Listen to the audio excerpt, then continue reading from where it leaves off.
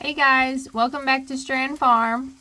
Today it's raining and it's a good day to be inside and just kind of do some kitchen projects. So I don't know if you can hear it in the background, but I'm making a quiche right now. So I've got a few different things going on in my kitchen, but I've had some people ask me about tallow, and I have a big old bag of tallow right here. It's not from Walmart, it's just in a Walmart bag. But I've got a big old bag of tallow here that I want to get it rendered because it's been on my to-do list for a few days. It's just been sitting in the fridge for a couple of days.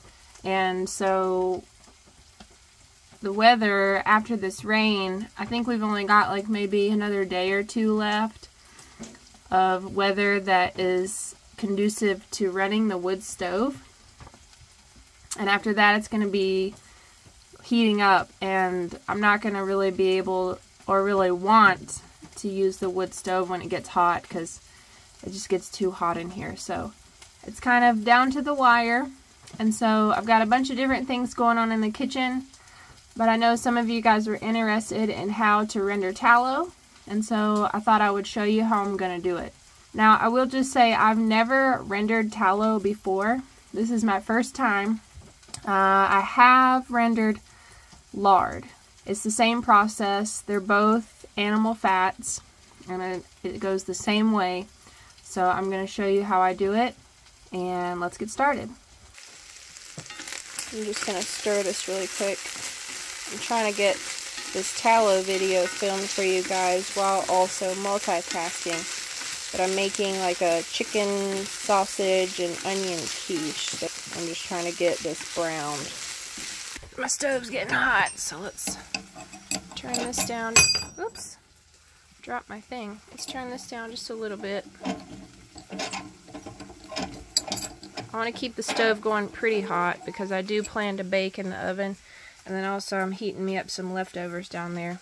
Over here is my pie crust that I made, and I'm just waiting for my leftovers to come out of the oven so I can get this pre-baked. So here's our workstation, and just ignore all this. I've got some other projects going on right now as well.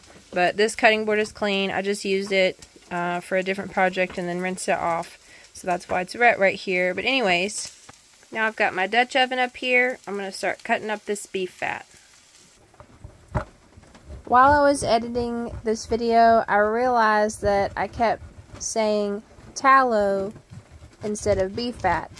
Technically, it's not tallow until after it's been rendered, which is what you'll see as the end product in this video. However, I'm saying the words kind of interchangeably in the video, so just wanted to clarify, and hopefully that doesn't confuse you. So I'm going to let my lunch cool off a little bit, and I'm going to keep cutting away.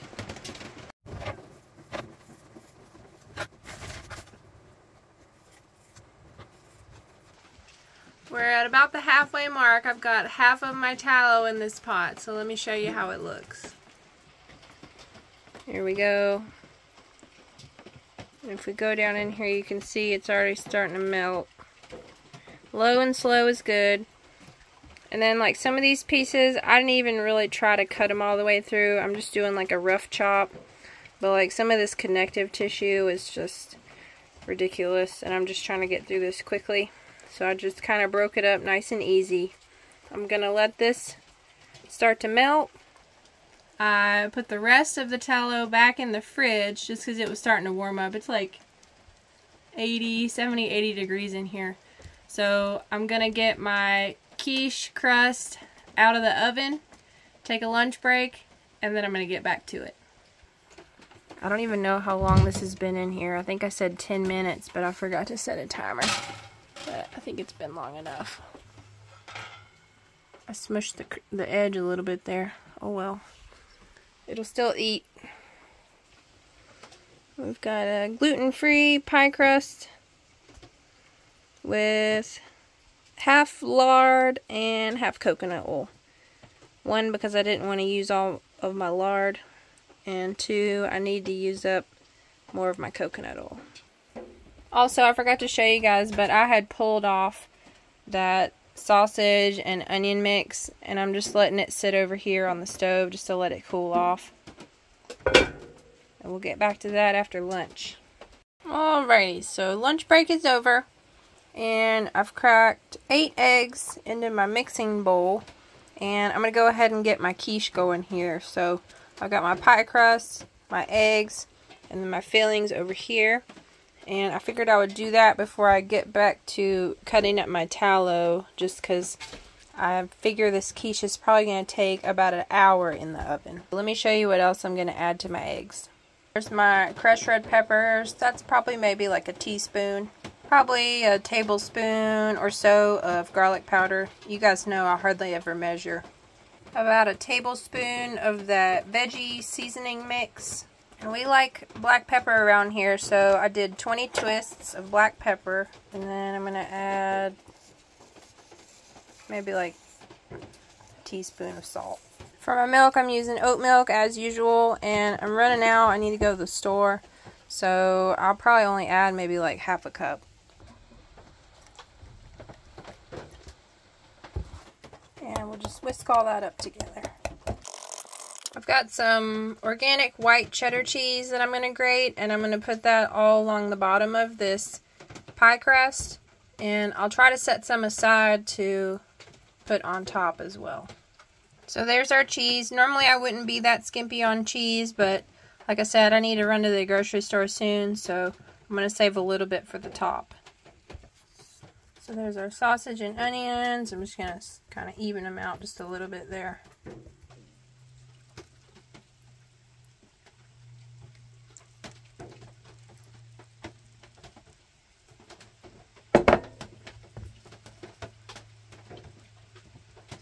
There we go. We got a little sprinkle of cheese on the top there. So now I'm going to put this down in the wood oven, and I'll set a timer for probably like 50 minutes just to check on it and make sure that the top doesn't get too brown. If it does, I'll just put a piece of foil over the top.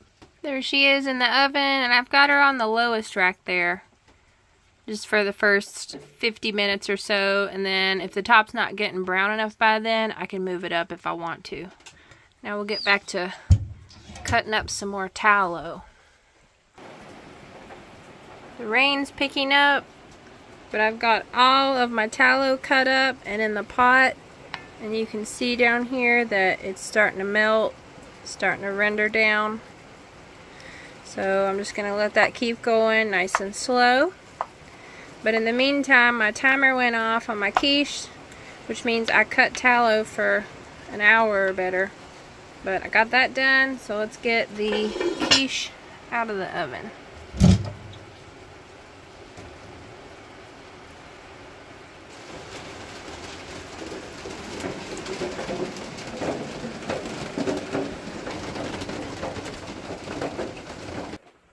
As you can see by the clock there, it's getting late. It's about almost 9 p.m.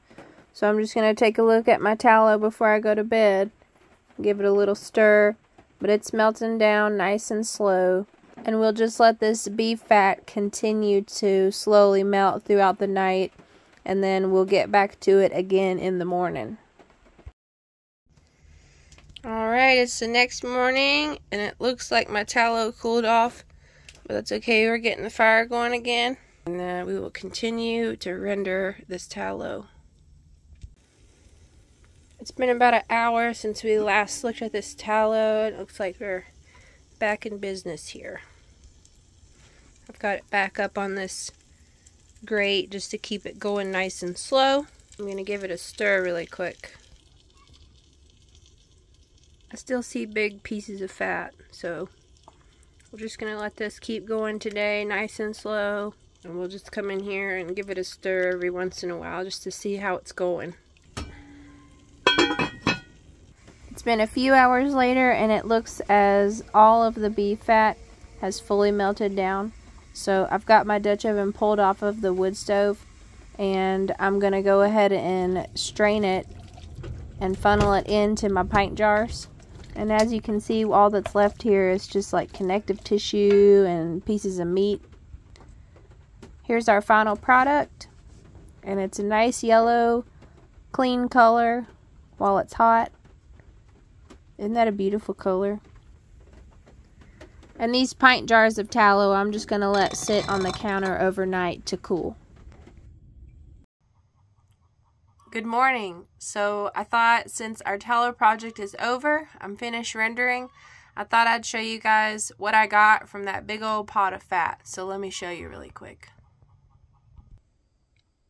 In total, we got, I'd say, 5 pints, but this is how it looks. It's just like a nice off-white color, and I didn't super strain them, so there is still a little bit of debris down in the bottom, but that's okay because I plan to just use this for cooking. And then back here at the bottom of my Dutch oven, I wasn't quite sure how much tallow was left, so I thought, well, that won't be very much. I'll just pour that into my grease jar, and it actually ended up being way more than I thought. So I could have gotten another pint jar out of it, but that's okay. I'll just use this up first. And then these other ones, I'll just leave them out for now because they're stable. And then if it starts getting really hot in the airstream, I can throw them in the fridge. This is everything that was left after I rendered out the tallow.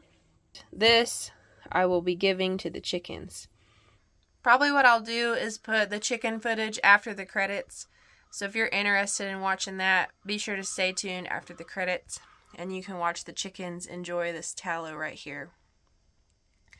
But that's the end of this video, guys. I hope y'all enjoyed following along with me as I made tallow for the first time.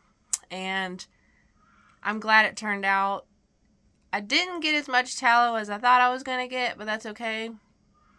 I just never really know the first time. So overall, I'm happy with the project. I hope y'all have a great day. Thanks for watching, and we'll see you in the next video. Bye.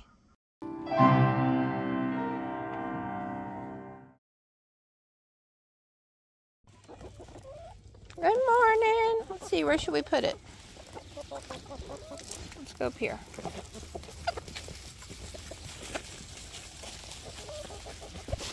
It's just one big glob, I don't know. Whoop. Oh, it won't come out. Alright, I'm just leaving the bowl. I should get a stick and get that out of there because they're going to fight over it. Alright, let me see. Watch out. Watch out. Got hard as a rock. My goodness.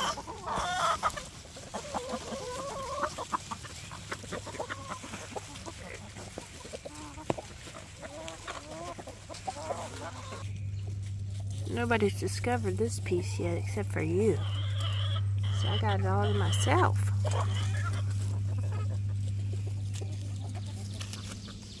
Oh. Hey, Alice.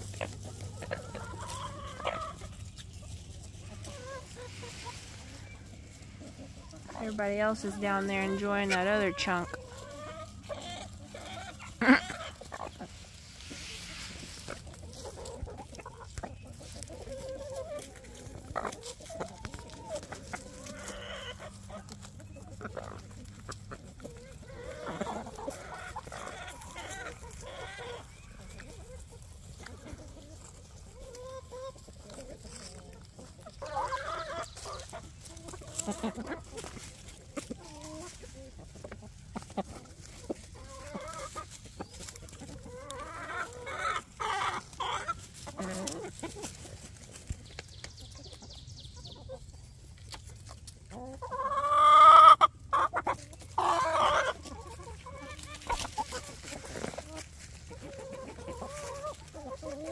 Corn's getting some.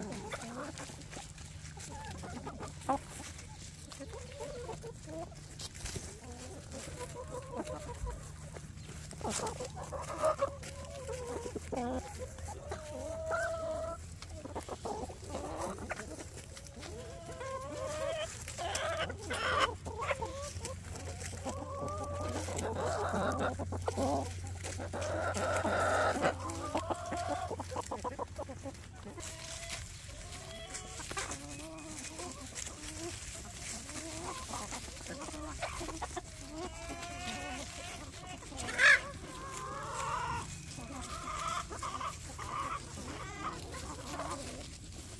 Are you gardening that for yourself?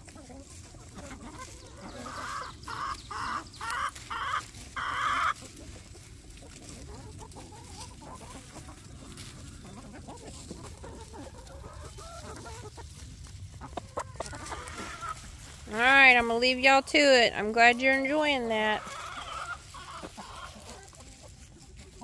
Good job.